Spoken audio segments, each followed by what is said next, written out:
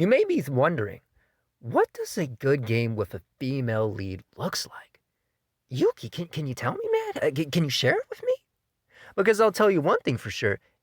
It ain't that goddamn God of Fraud Laffy edition. I mean, that reveal was absolutely shit. I couldn't imagine actually being excited for that garbage. And I'm not just talking about the characters, I'm also talking about the gameplay. I'm talking about the recycled, uh, repetitive button mashing combos. I'm talking about the fucking cutscenes after cutscenes after. Oh, shit. Oh, fuck. Where's the game, man? Where's the game?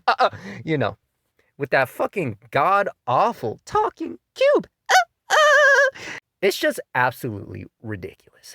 But I'm here to say there are actually good games with female leads. So let's talk about them, right? But anyways, Hideyuki here. The Rebelling Rose that went into oblivion, returning yet again with another excellent video. So, female leads, right? We're going to be covering some awesome games. And yeah, so let's waste no time. First up on the list, we have Nier Automata. This is a classic game, man. This is how you do a modern game with female leads. You know, Japan knows exactly what they were doing with this. You know, you can take 2B and the other characters seriously. You know, an awesome futuristic setting, right? Great combat, you know, fluid combat. You know, you don't have a cutscene every 2 seconds, even though it does have a story, but it's not flooded with cutscenes after cutscenes. You know, just nothing but brutal gameplay. I mean, the difficulty modes on this game is insane. Yeah, it's just a lot of fun to play and just a beautiful work of art. Next up on the list, we have Parasite Eve. Now, this is a real PlayStation classic.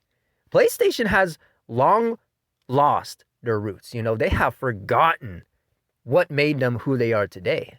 And Parasite Eve is one of those sleeper hits that just proves, that goes to show, yes, we can make a good game with a good female lead. Aya Bree is a character for the books, man. You know, she's awesome. You know, she's a fun character. She's trying to navigate through the city, trying to figure out what's wrong with her, you know, after receiving these parasite abilities and just trying to find the truth. You know, she's trying to find out, okay, what am I? What have I become?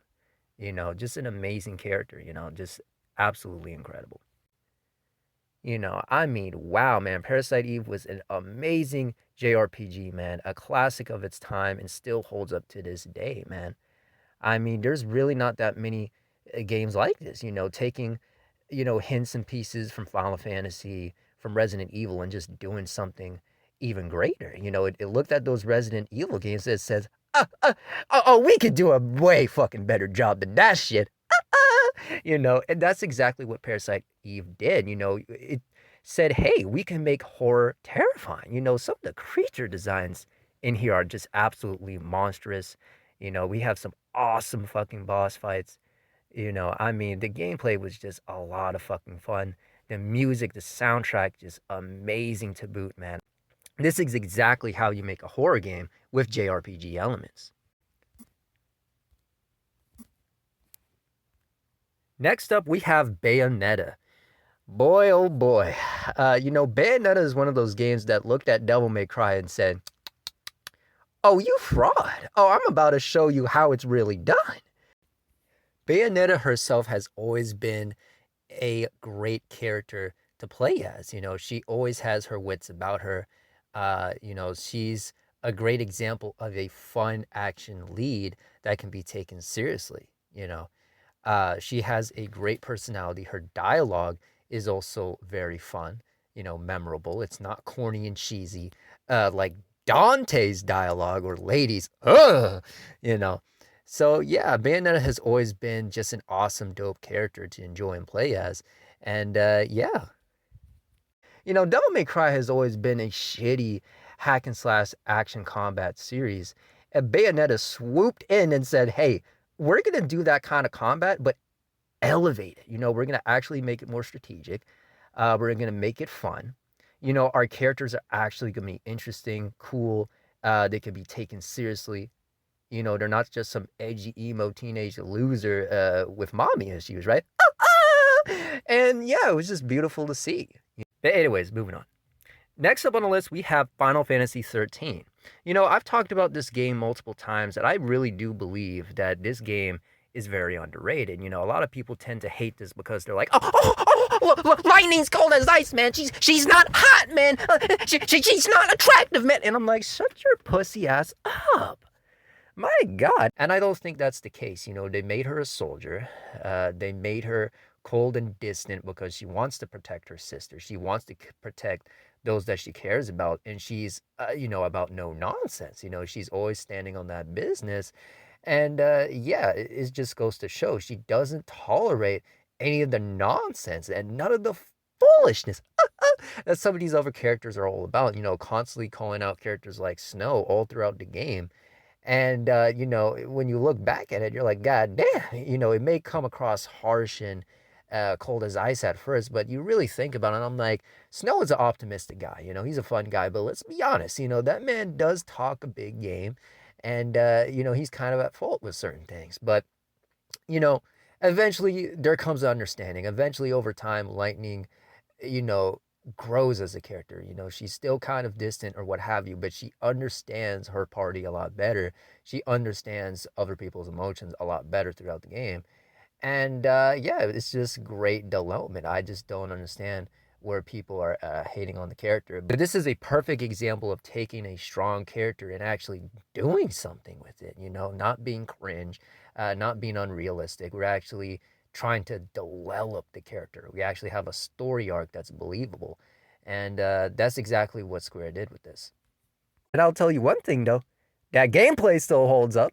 I don't see no one complaining about that incredible turn-based combat. Those summon systems, the paradigm shifts. I mean, man, the things you can do in that game is just absolutely incredible. I mean, I have hours put into that game, hour after hour after hour. And yeah, it's just a fun game all around. But anyways, moving on. Next up on the list, we have Lollipop Chainsaw.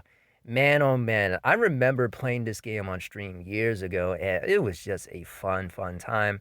Another game that came out during the PS3 era. This has a Switch edition too, but the original one is much better. But anyways, back to the game, right? You have this zombie apocalypse going on. You have Juliet having to take down all these crazy fucking individuals. And yeah, all these characters are usually based on a famous musician or what have you. And, just a very zany, fun hack and slash horror game. And this is one of those rare times where the action combat doesn't feel repetitive. It feels fun. The bosses are intense. It's a short game, but, it's short, sweet, and simple. And yeah, this is what gaming should look like. Juliet is just a lot of fun. She's a hilarious fucking lead. And yeah, just has a lot of personality. Very happy, very cheerful, and kind of just ignorant to all the gruesomeness because she's just so used to that. Her family are used to these horrifying things. So when the shit hits the fan, she's kind of oblivious to it all. She's just kind of numbed by it all, and yeah, it's just very entertaining. Next up on the list, we have Dead or Alive 5. Man, oh man, I love the Dead or Alive series, and this is a perfect example of a female lead in a game that's great. Cosme is an awesome character. She's a lot of fun to play, very attractive character, right? This is a fan service fighting game. And yeah, very underrated. I feel like a lot of people shy away from Dead or Alive because they're like, the fan service, man. The women are too hot, man. I can't look at the titties, man. Oh my God. They lose their fucking mind. I'm like, oh, what a loser. Imagine being that fucking pathetic. Imagine not playing the game because the character is too hot for you. You look at that and you're like, shying in the fucking corner. Like the little simp that you are. It's just very, very crazy to me. But again, Dead or Alive has some off. Dead or Alive is one of the best 3D fighting games, because most 3D fighting games are pretty shit, with a few exceptions like this series, Soul Calibur and what have you. And yeah, man, just awesome fluid combat. Borrows in from wrestling and boxing and different fighting styles, and just putting them all into the game. Definitely one of the best versions of Dead or Alive that I can think of. Dead or Alive 2 is the classic as well. I love that game. but it is a little short. And Dead or Alive 5 to me is kind of the definitive edition of the franchise. You know, this is kind of the definitive game of the franchise. And yeah, it really does show after all these years. Next up on the list, we have Tomb Raider 2013. Man, oh man, the Tomb Raider franchise has been an interesting one. You know, Laura Croft has always been a fun character. You know, it's just amazing to see someone that loves adventure and just getting deep into that, you know, just really about that life. She's always been into adventure. She's always trying to chase the next puzzle. You know, she's always trying to chase after the next big objective. And that's something that I really appreciate about the character. You know, someone that's always seeking and thrilling more and more adventure, you know, more and more challenges for her to overcome. This is one of those games that has puzzles after puzzles after fucking puzzles. And I'm actually okay with that. Usually I fucking can't stand puzzles. But this franchise and Zelda are kind of the exceptions. Everything else that has puzzles after nonstop fucking puzzles are absolutely garbage. But Tomb Raider manages to have puzzles and still be fun because that's the core of the gameplay. You know, you're traveling, you know, different terrain, you're going through different temples and what have you. And it makes sense, you know, to have those puzzles in there, man. It's just absolutely incredible. And this version of the game, man, is a good one. I remember when this first came out, man, and wow, it just blew me away. I'm like, wow, this is the future of gaming. This is modern gaming at its best. And it's sad that you know a lot of these other games just can't live up to that. It's just like, goddamn, PlayStation has reached its peak years ago, you know. But anyways, with that being said, there you have it. These are the best games with a female leading the charge. Wow, oh, wow, you know, it just goes to show, like, wow, like you guys just don't get it. I mean, we've always had good female leads, but nowadays, oh fuck no, man. There ain't no good female leads left. Oh Christ, man! It's just like we completely forgot how to write a good female character. To have a female character that appeals for everybody, you know, it's just it's crazy, man. It's absolutely crazy. But with that being said, Hideyuki here, the Rebelling Rose, and until next time, I'll see you.